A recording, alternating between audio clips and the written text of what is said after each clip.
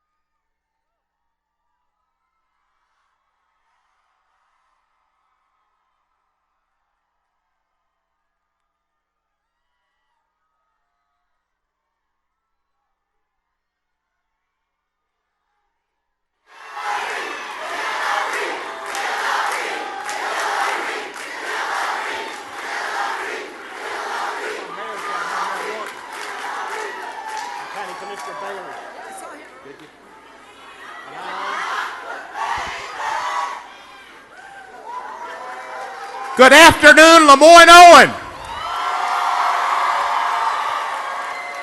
I can feel some magic in this room. It is a great honor for me to be here and see all these beautiful Democratic faces.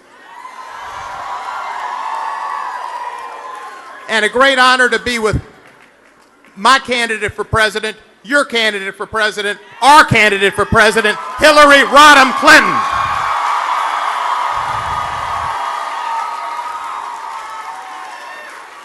Now, you know why she's the best candidate for president. We all know it, and that's why we're here. But let me say this. She has been fighting for us all her life. She went to Yale, but she fought for us with the Children's Defense Fund because she cared about people and children. And when she was First Lady, she fought for universal health care.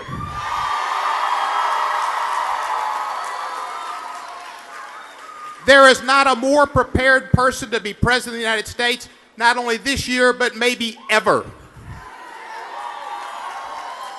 First Lady, Secretary of State, Senator, and she knows the problems of the world. She knows the world, and she can stand up to anybody that's out there, even Donald Trump. Yeah.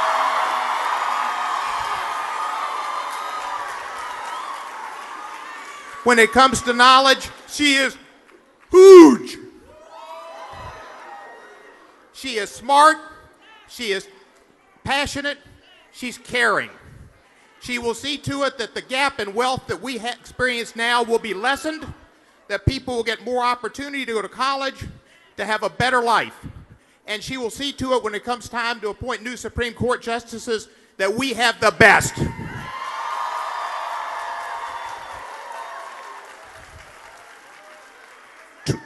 23 years ago, I had the opportunity to introduce Hillary Clinton. She was campaigning for her husband. She was looking forward to being First Lady. Now she's looking forward to being the First Lady President, Hillary Rodham Clinton.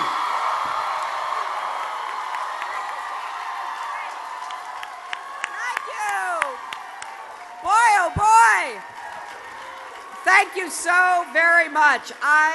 I am thrilled to be back in Memphis here at LeMoyne-Owen. I very much appreciate the college hosting us. I want to thank Andrea Miller, the president of the college, all the faculty and students, Bob Simpson, the chair, all the members of the Board of Trustees. It's a special pleasure for us to be here with you on this campus. Thank you so much. I also want to thank your congressman. Thank you so much, Congressman Cohen, for your work and your passionate advocacy on behalf of the people you represent.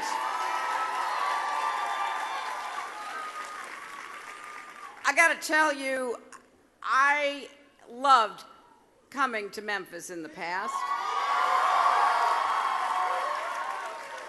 You know, I didn't live too far away for a long time, just across the river. We have anybody from Arkansas here tonight? My husband and I appreciated the hospitality and the friendship of folks from Memphis, and it's always good to be back, and especially to be here with you as we begin working toward the primary here in Tennessee. You know, I don't think there could be more at stake in an election than this one we've got coming up. Here at home, we have got to do a better job in raising incomes and providing opportunity for all of our people. And around the world, we have to show leadership to keep our country and our friends and allies safe and secure.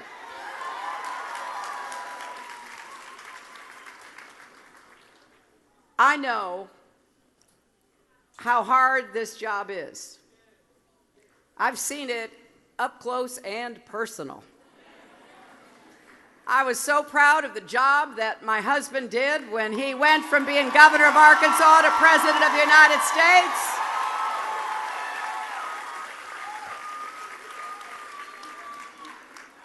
And at the end of those 8 years, we had 23 million new jobs. Incomes had risen for everybody. The top, the middle, working folks, poor people. And then along came another Republican president.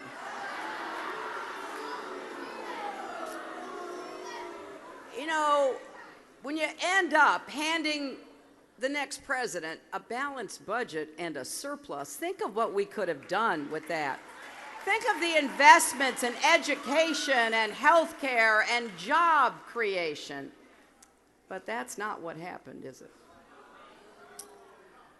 Now, after the 2008 election, then President-elect Obama called me and asked me to come see him in Chicago.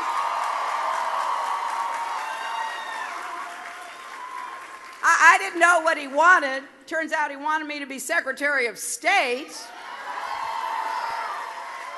But before we talked about that, he said to me, "It's so much worse than they told us."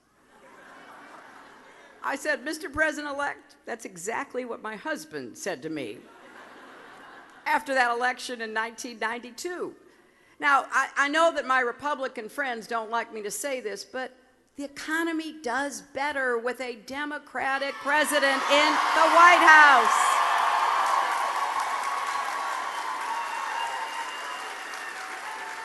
And I can guarantee you, the Republicans don't want us to think about how we ended up in that great recession that President Obama inherited, do they?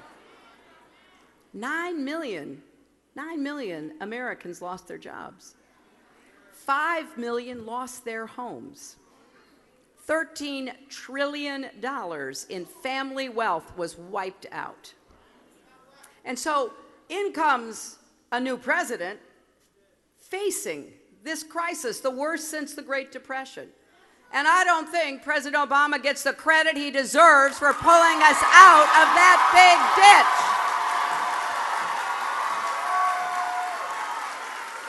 Now, it is all well and good for the Republicans to criticize, but their record deserves scrutiny. And they are running on the same economic policies that have failed us before. Trickle-down economics, cut taxes on the wealthy, get out of the way of the big corporations. Well, we know how that story ends, don't we?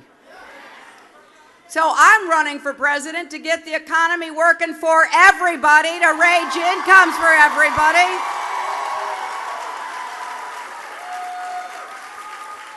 To make sure that the deck is not stacked for those at the top like it is right now. And we have to win an election to make sure we can do that. As I look out at this crowd, and it's such an enthusiastic, big crowd,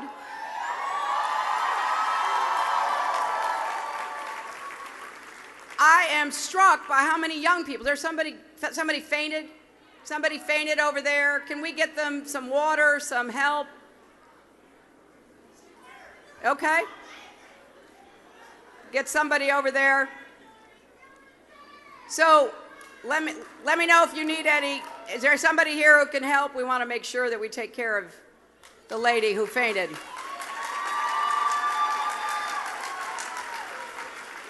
I thought it was the talk of Republicans that might have done it. But I am convinced that raising incomes for hardworking families is the #1 job of our economy. That's why I believe you deserve a raise increase, not a tax increase. And I'm not going to stand for that. I will also fight to raise the minimum wage because nobody who works full-time in America should still be living in poverty.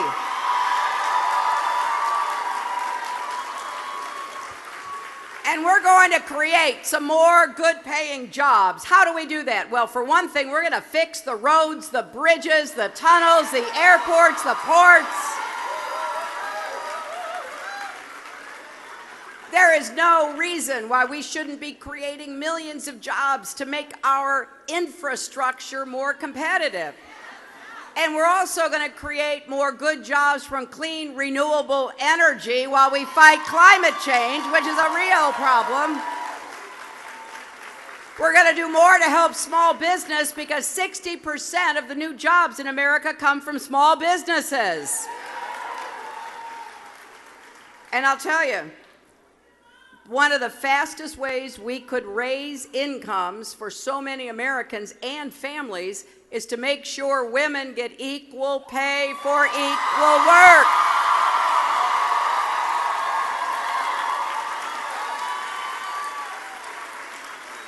And one of the most important tasks we have is to make sure all of our people, young and not so young, are well prepared for the jobs of the future.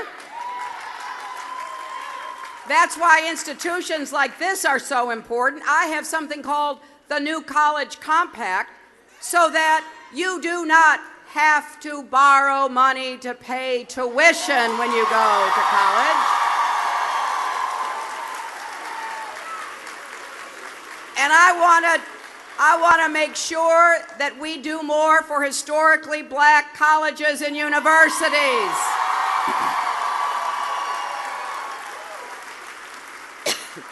We have to get the cost down, but then we've got to help people repay the debt they already have. I meet young people across the country who are paying thousands of dollars that they borrowed. I see heads nodding right here. Well, first, we're going to make it possible for you to refinance your debt. If you can refinance your house or your car, you ought to be able to refinance your college and student debt. And then we're going to save you thousands of dollars by making it possible for you to repay it as a percentage of the income you make when you get out of school.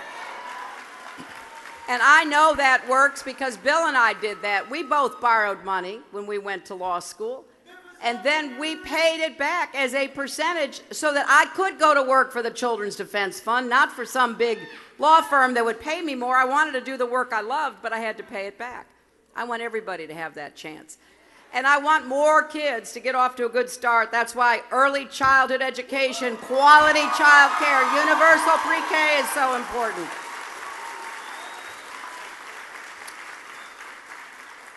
And I will also defend the Affordable Care Act. The Republicans have tried to repeal it time and time again.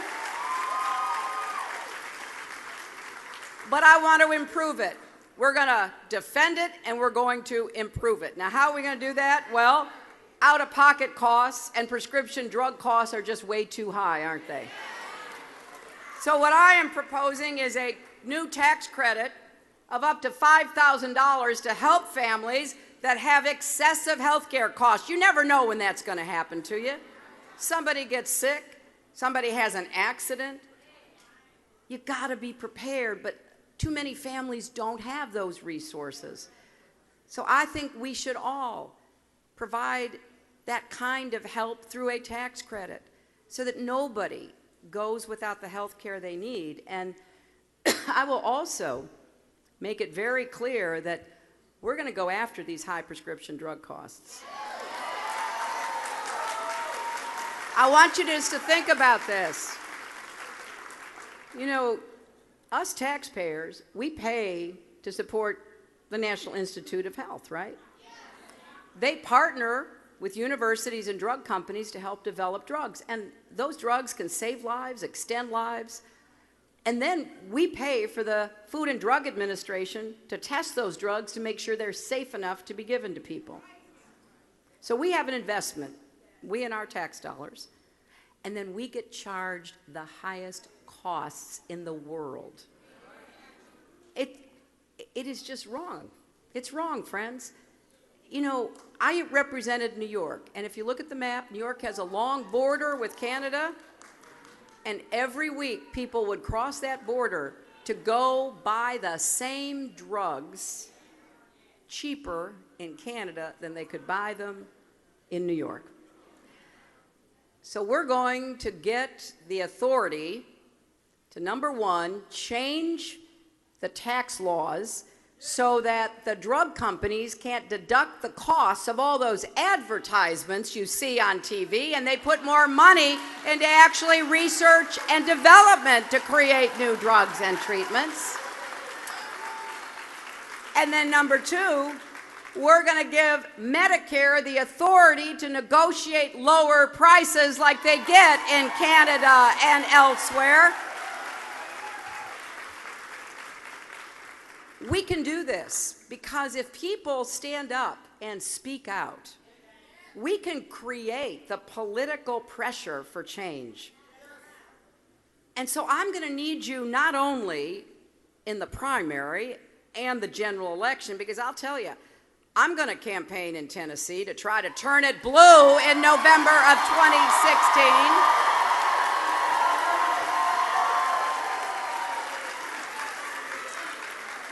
And I'm going to try to convince more governors like your governor here in Tennessee to expand Medicaid so that more people can get their health care needs. You know, I just came from Kentucky, just across the border, and the Democratic governor there, who's ending his term, expanded Medicaid. Before he did that, 14% of the people in Kentucky did not have health insurance. Then he expanded it. More people got it. And all of a sudden, they were taking care of health problems that they'd ignored for years. 90,000 of them got cholesterol screenings. 46,000 were screened for diabetes. 26,000 got breast exams. More than 13,000 got treatment for substance abuse. Now, that is care that they didn't get before. And if Tennessee would have followed that approach, the volunteer state would have seen 250,000 more people, primarily working folks, get coverage between 2013 and 2014. And I don't want to rub it in or anything, but Arkansas expanded Medicaid, right? Hundreds of thousands of folks just across the river are getting health care now who didn't get it before, or maybe they got it when they walked into an emergency room instead of getting taken care of before they had an emergency. So I'm hoping that Tennessee will do that. Now, ask yourself, why are Republicans standing in the way on health care and so much else? Why do they want to turn the clock back? Because they're not paying attention to the people, they're paying attention to the powerful and the special interests. That's why. And there's something else going on. A lot of the human rights, the civil rights, women's rights, gay rights, voting rights, they're also under attack by our Republican friends. They want to turn that clock back too. See, I think we can be stronger when we stand together.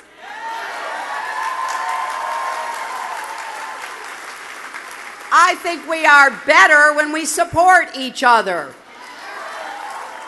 I think one of America's great assets is our diversity. You know, yesterday I gave a speech in New York about what I think we should be doing to combat this threat of terror. And I'll tell you, it's real. I was a senator from New York on 9/11. I have seen it. I've seen what evil and hatred can do. So I take it very seriously. I'll tell you this. I will do everything in my power as your president to protect our country and to keep us safe.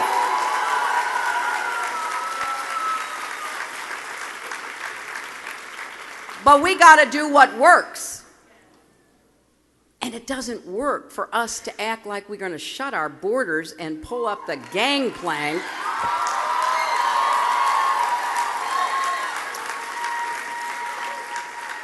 That weakens us, and it also validates some of what these terrorists are saying. We need to isolate them. We need to defeat them on the ground, and we need to defeat them in the air, and we need to defeat them online by going after their lies and their propaganda and pointing out they don't care about anything except murder and hatred and viciousness. We can win this struggle if we stay true to who we are as Americans.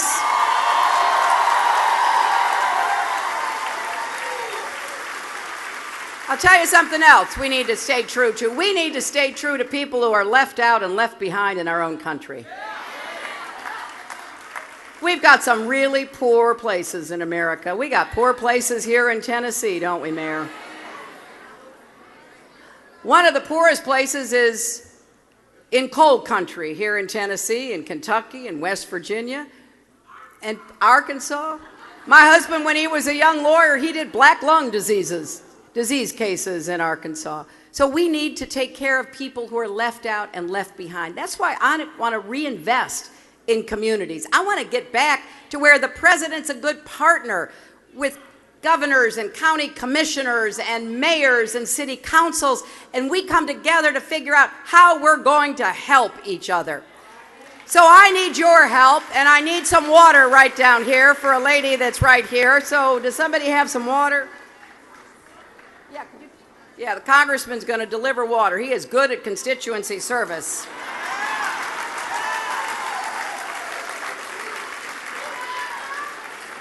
And I know none of this is going to be easy. We're going to have to fight hard, just as I want to fight hard for you. So I need your help.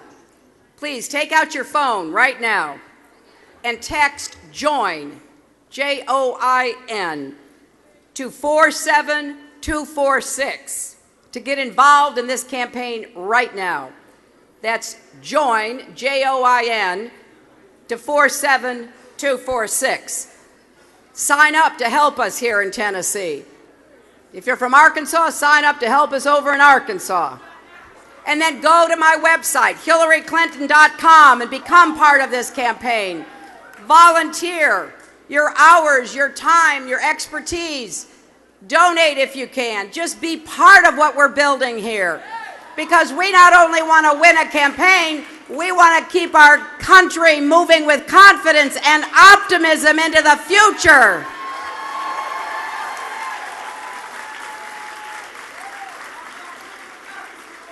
And we have to be really focused on what we need to do to make sure that we deliver fairness and justice and opportunity to everybody. That's why the very first speech I gave in this campaign was about criminal justice reform and ending the era of mass incarceration.